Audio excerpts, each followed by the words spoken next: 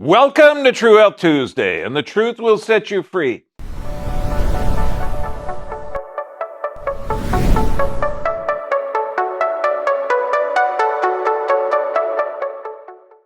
It's not that it was just New Year's a couple of days ago. We're talking about vertigo and balance problems. Okay, I actually was requested to do this, but this is huge because this was a sign put on the grass in Huntington Beach to protect the people from a virus. Yes, don't walk on the grass because there's a flu going around. Okay, those who cannot remember the past are condemned to repeat it. Okay, just keep remembering that. Now, please click on this, subscribe, get the notification bell because they have shadow banned.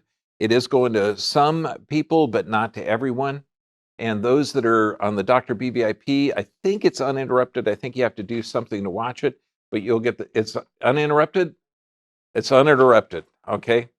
Uh, and so just watch it right through, and I think you'll like the censored portion as well as the uncensored one.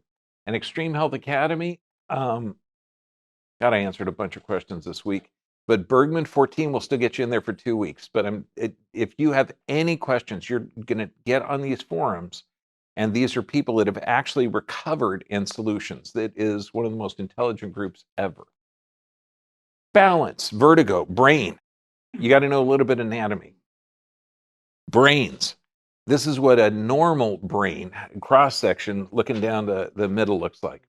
Now, what we're going to talk about is the cerebellum. Now, when you look at the cerebellum, every synapse, every input that you have, mechanical joint receptor, goes to that little brain in the back, the cerebellum. 80% of the neurons are in that small brain. Now, the little lines up there are called the arbor vitae, the tree of life. And it really does look like that. Okay, now the other part of the balance, and there's a lot of different toxins and things that we're going to lightly touch on, but really we're going to look at the cerebellum.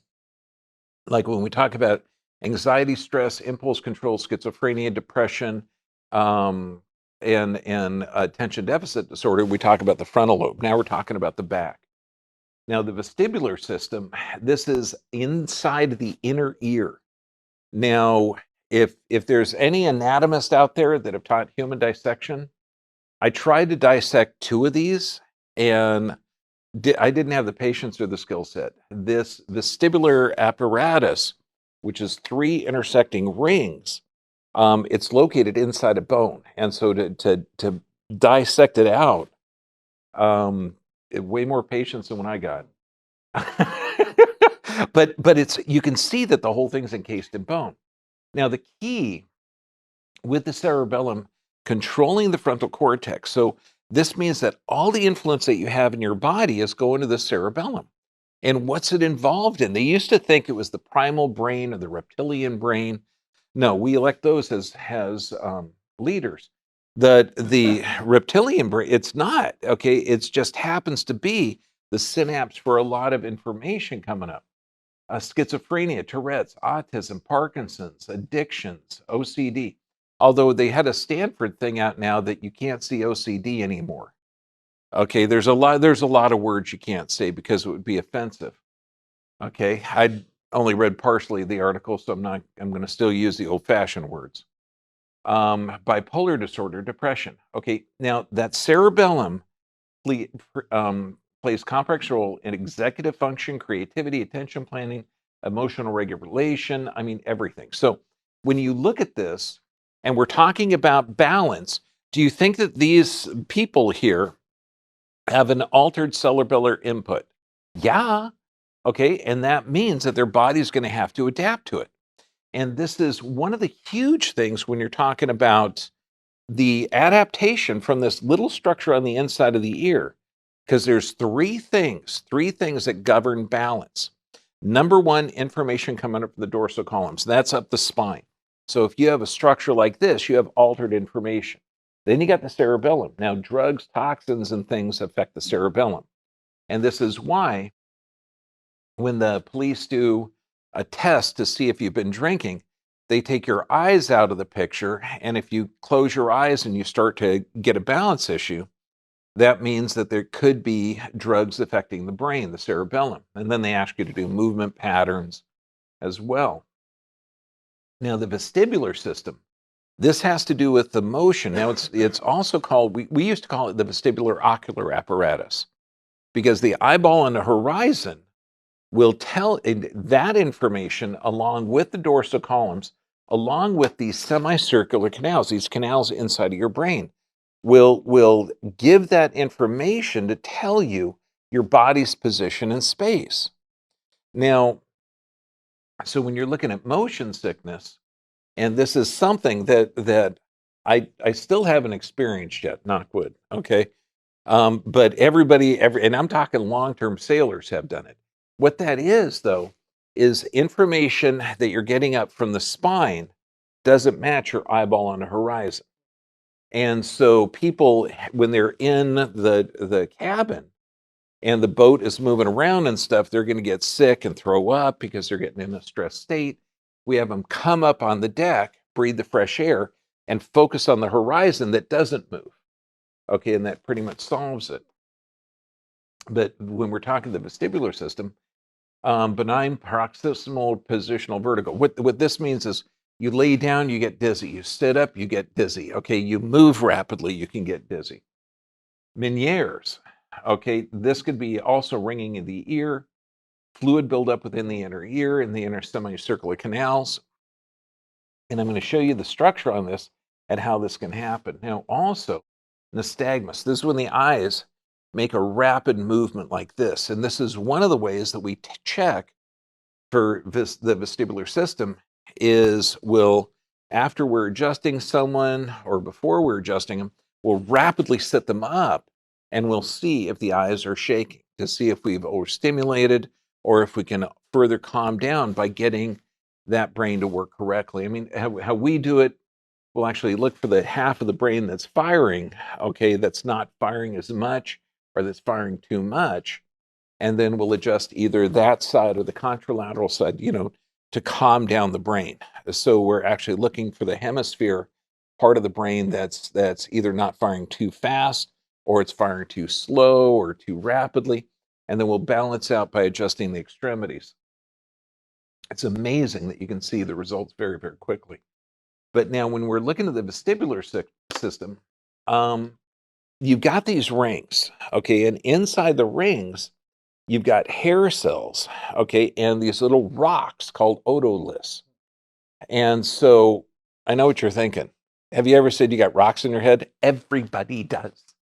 Okay, it's not the slow people. Okay, we have rocks. And so when you take this, and you got 3 different rings, you tilt your head one way, the rocks go down and they stimulate certain hair cells so that your brain gets that input.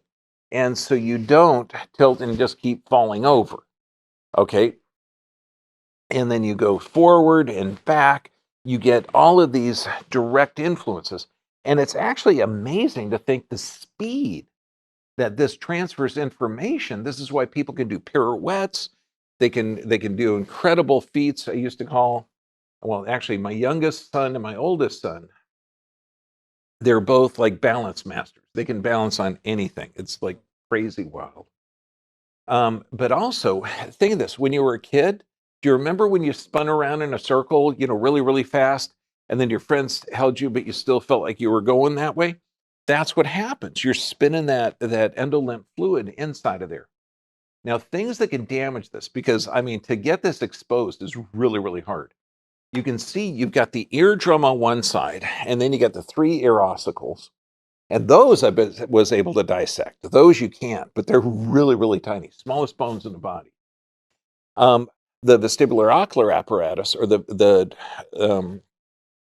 vestibular system, is located inside a bone. Okay, so if you have a direct impact, that can affect it. And this is why people can get knocked out. And when they get up, they're getting altered information to the brain, and they may have some balance issues or control issues. So direct impact trauma. Poisoning, blood poisoning, food medications, things like that. Now, you'll see at the bottom of that ear is an opening. Now, this structure where the eardrum is called the middle ear. The vestibular system is the inner ear, but the middle ear actually drains through the eustachian tube. Now, all you got to do is swallow. You hear a crackling in your ears? Okay. What you're doing is you're flexing the soft palate, and that's opening up the eustachian tube, allowing the middle ear to drain.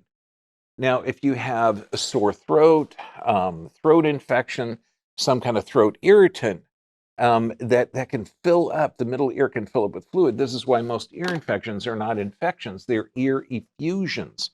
That means the eustachian tube isn't draining and pressure is building up inside of that ear. And anytime anyone's ever had a cold, I know. Wait, I know I'm talking pre 2020. Okay. Think back in 2019 when people had colds and flus. Okay. Okay. Let's go way, way back. Okay. Not the psycho world we're in now. Okay. So that throat would clog up, the eustachian tube would clog up, and pressure would build up. And you might feel like foggy, like not real sharp. You might, people will say, oh, you sound like you're underwater.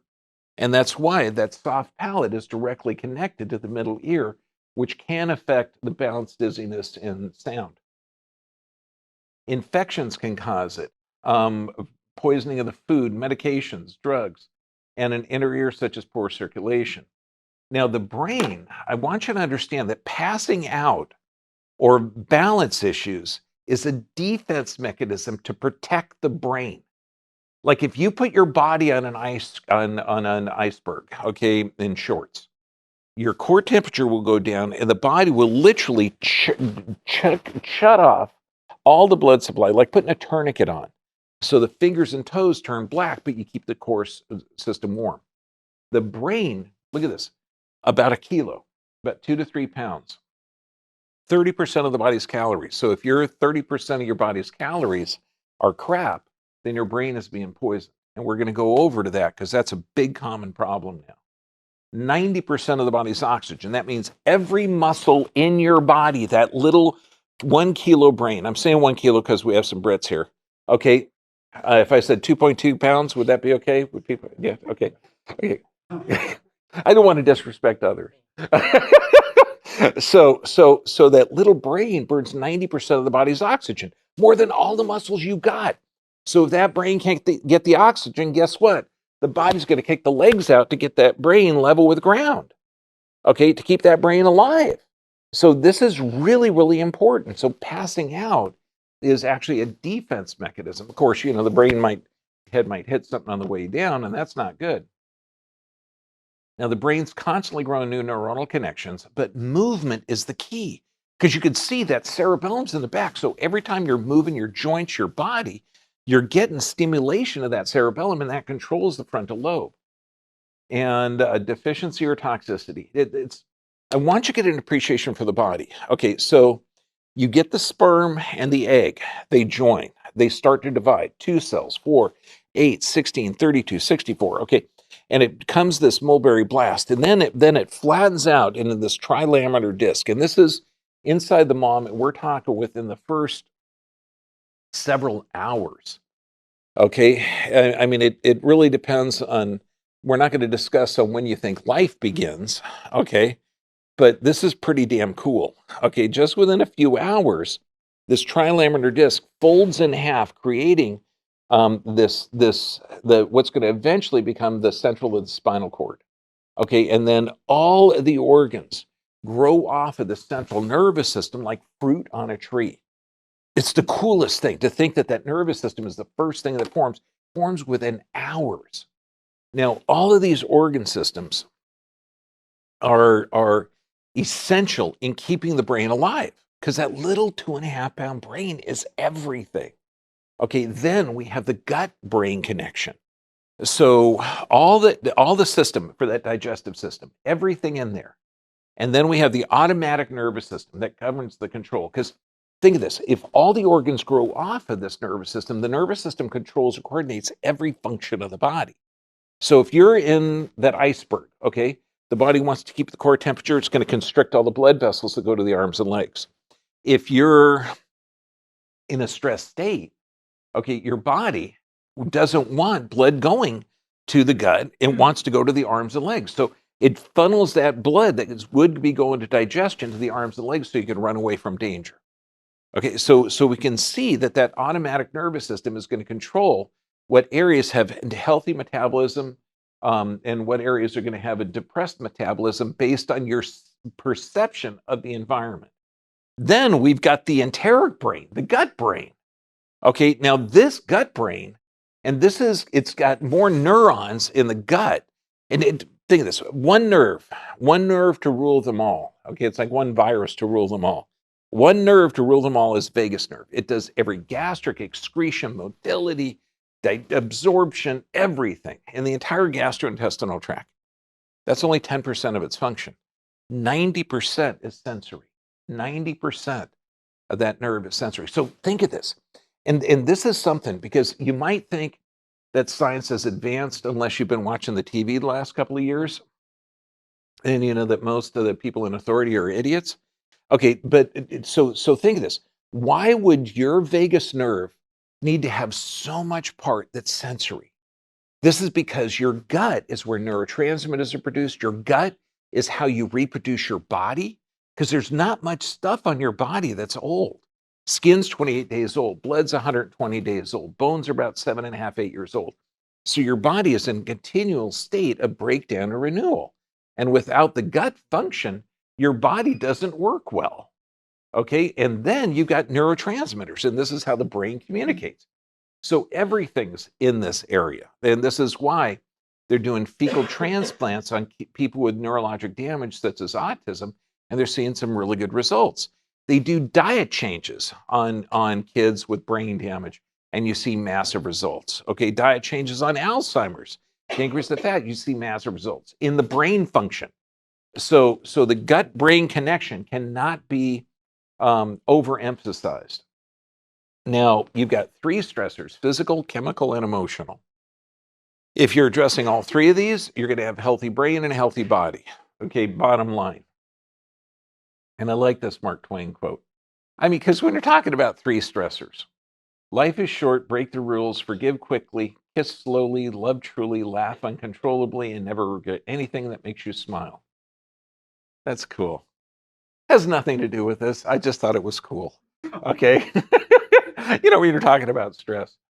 Okay, so environmental stimulus, the only way that this system gets activated is by your perception of physical, chemical, emotional stress, not necessarily what you're going through. Okay, your perception. So you need that environmental stimulus to see which one of these systems is going to get activated. Now, things that negatively affect the brain are going to negatively affect balance. Go on, say, duh. Okay, medication. Number 2, I can't really talk about because it is censored, but it's a certain medical intervention. Toxic food, environmental toxins, mineral depletion. And mineral depletion is huge because that's not just in our food, but if you're in a stressed state, you're not getting the absorption. Pesticides, fluoridation, glyphosates. Now, let's look at drugs that cause multiple effects. Now, if I was going to give you, say, I don't know, let's just look at the first one, a beta blocker. Okay. Now, this is, it blocks the sympathetic nerve supply to the heart. They'll give it for cardiac arrhythmias or elevations in blood pressure. Now, if I'm giving you a drug to lower your blood pressure, does anybody know if your blood pressure will go up if you're in a stressed state? Yeah. Will go down if you're in a relaxed state. So blood pressure goes up and down. If you're dehydrated, it's here. You slept poorly, it's here. You slept good, it's here. You're happy, it could be all over the place, okay? But it doesn't matter, okay? So the doctor in our chemically oriented medical system, they're going to give you a drug that helps block some of the sympathetic nerve supply to the heart. Now, that's going to lower your blood pressure, okay? Now, do you think this helps oxygen to the brain? Or do you think it slows it down? Slows it down. Okay, good, because that's what I tell people when they're taking it, because people are in such a cognitive dissonance that I'll say, well, you're taking 4 blood pressure medications. Do you think that might be a contributing factor to the balance issue you're having? I don't know. I'm not a doctor. Okay, these drugs are designed to lower blood flow to the brain. And I will tell people this. God, why I don't get punched more. Okay. So when you're looking at this, every one of these drugs can cause digestive issues. and balance issues because you're slowing oxygen down. But the weird one is, okay, cholesterol-lowering drugs, antiviral drugs. Why would this be? Well, because viruses are scavengers that you need. Okay, you need funguses, you need molds, you need all this stuff. But if there's a decline of tissue production because of chronic stress, then these parasites are going to get in there and clean up the dead tissue. Severe acne. How many times have they used the antibiotics on that, which destroys the gut flora, which is where the neurotransmitters are? Benzodiazepams. Anxiety, muscle relaxants. Figure all muscle relaxants are central nervous system toxins. So virtually every medication can alter mitochondrial production, which is the inner producers of the cells, or it can alter brain function or the chemistry of the blood. And this is what's crazy. I mean, scientists found that the risk of stroke went up by 1/3 for each blood pressure medication. Okay, so what's normal? It goes up and down. Okay, if you're educated and you're in a standard doctor's office and he's wearing a white jacket and you know his therapies are dangerous, are you relaxed and happy or a little bit on the anxiety side? Okay, yeah, they call it white coat hypertension. They say it's impossible to get a normal blood reading when you're there. And then where's the arrogance and ignorance? I know what your blood pressure should be. Here, take this drug. You know, that's ridiculous. You're as in much trouble as the time you're on 3 medication that achieve excellent control as you are when your hypertension is untreated, which is amazing. Cholesterol-lowering drugs. Now, the brain, 50% of its overall weight is cholesterol. You need cholesterol for all the hormone production. So if you take a chemical to alter your cholesterol production, thus the epidemic of heart failure and hardening of the arteries that plagues the modern world may be aggravated by the pervasive use of statin drugs. You're right, there's no alternative unless you look at garlic. Could garlic an ideal alternative to hardening of the arteries? Yes. Oh my gosh. Could this be why the healthy fats and the lack of preservatives in the Mediterranean diet work so well? Could be. But now let's look at endocrine disruptors. These are chemicals that you are exposed to that are like hormones, but not hormones. Okay, now this is food, personal care products, cosmetics, something I can't talk about. And plus, AB 2098 is now in effect in California. So if a doctor says anything against what the state says that they can say, then the doctor could lose his license. So pharmaceuticals, oh my gosh, pesticides, plastics, toxins in the water, soil. And these are endocrine disrupting. They alter your hormone production. So let's just see. And when people come in with every kind of condition you could imagine, every cancer, every autoimmune condition, everything. And when you've been doing it for, over a quarter of a century, you're going to see a lot. So when people come in with breast, prostate, endometriosis, infertility, diabetes type 2, early puberty, obesity, do I think it's a disease or an adaptation to toxicity or deficiency? It's an adaptation. It's an adaptation. So when people say, well, the prostate cancer, I said, well, yeah, if you had, think of this, a herd of 60,000 caribou, and some caribou comes wandering in and he's got a prostate issue.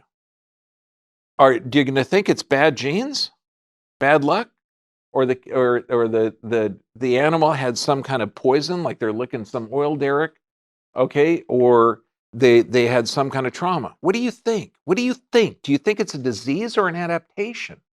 This doesn't take like rocket science, although I guess it does, okay, because you got to look for the reason. You got to look for the reason. What's the cause? And none of this bullshit of genetics or we just don't know. No, I'm asking you, dumb shit, okay? Autoimmune conditions. Gee, the body attacks itself. Boy, that makes sense. Asthma, heart disease, hypertension, stroke. Could that be BPA, PCBs? Yeah, these things will cause this. Alzheimer's, Parkinson's. Okay, majority of our founding fathers were in their 80s and 90s when they retired. Okay, they weren't sitting the last 10 years in an old folks home being piled with drugs. Okay, lead, pesticides, certain medical interventions that we can't talk about, aluminum, heavy metals. Okay, all of these things can negatively affect the brain and nervous system. And what we're seeing is an epidemic of brain issues. Except I've had the last 3 talks wiped out when I talk about brain issues because there's certain medical interventions you can't talk about. Sexual development, circadian rhythms, neurogenesis, that's development of the nervous system, stress response, all of these are affected by herbicides, PCBs, pesticides, dioxins. I mean, it's crazy. We are in a chemical assault that is so common now. It's like when a kid goes to a pediatrician and they have pink skin, swollen belly, they have behavioral bowel breathing or skin issues. What does the pediatrician do? Oh my God, there's an inflammatory process going on in this child. We got to really find out the source of it. Do they do that? Or do they just say, look, here's some steroids for the asthma and here's an antibiotic for the ear infections that they're probably going to have? No, no. The body is intelligently designed and you're designed to live here. You got to do some detective work. 1936, our soils are severely depleted of minerals. This is why supplementation is so hugely important. Remember that brain? 2.5 pounds? Okay, 1 kilo, 30% of the body's calories. If we're not having healthy food, you're not going to have healthy brain function. MSG, you can still go down to the market up here on Beach Boulevard, and they have a 10-pound bag that says monosodium glutamate on it. And you could buy it for a food additive. Look, it depletes glutamate receptors, which is linked to Alzheimer's, Huntington's chorea, resulted in damage to nerve cells in the brain. And this is still in packaged foods. It's not considered illegal. Fluoride, fluoridated water, which is a criminal. Okay, there's some communities in America still using this fluoride, and if they use that commercial water source, it's going to be in Amstel Light, it's going to be in sodas, it's going to be everything. Now, fluoride, if you use fluoridated water out of the tap and cook an aluminum pot, okay, this is poisonous. Alzheimer's, neurologic diseases. Cooking aluminum, cookware concentrated aluminum by 833 times and increased the fluoride content by 100%. Fluoride and aluminum separately are poisonous. Together, it's horrible. Now, chemical sweeteners, aspartame, NutraSweet, equal a neurotoxin. Okay, it ruins the female sexual response and induces male sexual dysfunction. That should turn you off from it right now. Okay, but it releases methyl alcohol. I mean, this is blood in lymphatic systems. These cancers are far more common. 140,000 Americans a year linked to formaldehyde. And this is no. I'm trying to be healthy. I'm going to use NutraSweet. It's like, huh? Okay, glyphosates. This is something that our pharmaceutically controlled government past has generally recognized as safe. Okay, and this is also with a lot of the medical procedures. They're not going to actually test it against a placebo. You do a lot of them anyway, so it's probably okay. It's generally recognized as safe. You're right, studying it'd be a pain. Let's just approve it and see if it does damage. Well, it does. It's a cancer-causing agent, mineral chelator. Without minerals, you can't utilize vitamins. This is going to absolutely negatively affect the brain. It's a patented antibiotic, and this is sprayed on every crop, okay, that's GMO, and every crop that you want to desiccate and kill the wheat. So any commercially produced wheat is going to have glyphosates and mineral chelator. What is this linked to? Brain issues, depression, autism, Parkinson's, MS, Alzheimer's, neurotoxicity. I mean, this is everything. So when people say, what's the best diet? I say the same way as your great-great-grandma did. Okay, why? Because they ate organic, seasonal, free from preservatives, and varied. That's how the last 10,000 generations that preceded you ate. Now, glyphosate does, um, well, you've got some protectant called glutathione. This protects cells from oxidative damage and the excitotoxicity. It literally protects you. So glutathione is very, very good. The problem is acetaminophen, the number one pain reliever in America, depletes it. Tylenol or paracetamol. That's your, yeah, I know. Okay, deadly. One of the deadliest drugs in America. Okay, why is this approved? Why is this still on there? Knowing that it depletes glutathione, which protects the brain. And why are they giving it to children after they've had a certain medical procedure that can cause seizure and fevers, knowing that this could protect the brain? I have no idea. Ignorance or evil, you got the choice.